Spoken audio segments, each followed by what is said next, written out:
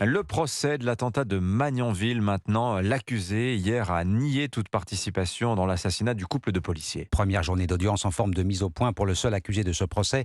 Mohamed Lamine Aberouz a désavoué le crime commis par Larossi Abala, djihadiste revendiqué, abattu par les forces de l'ordre ce soir de juin 2016.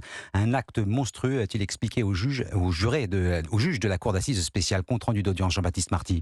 Oui, face à face, les familles des deux policiers tués, Mohamed Lamine Aberouz, s'observent pour la première fois. Le regard fixé sur l'accusé Jean-Paul Salvin, le père de Jean-Baptiste, veut comprendre pourquoi son fils a été assassiné. Avocat de la famille, maître Thibault de Montbrial donne le ton pour ce premier jour d'audience. Nous avons un accusé qui est un islamiste notoire, avéré, déjà condamné dans un dossier de terrorisme islamiste, qui vient plaider contre le dossier un acquittement dont je ferai tout pour qu'il ne l'ait pas. Collier de barbe et lunettes de vue fixées sur le nez, l'accusé présumé de 30 ans prend la parole et à la surprise générale déclare soutenir les familles des deux victimes. Il est déterminé à prouver qu'il n'était pas avec l'assaillant le soir de l'attentat. Maître Vincent Brengart, avocat de la défense. C'est un état d'esprit qui est double. Il est à la fois déterminé pour pouvoir démontrer son innocence et le fait qu'il n'a strictement rien à voir avec les faits qui lui sont reprochés.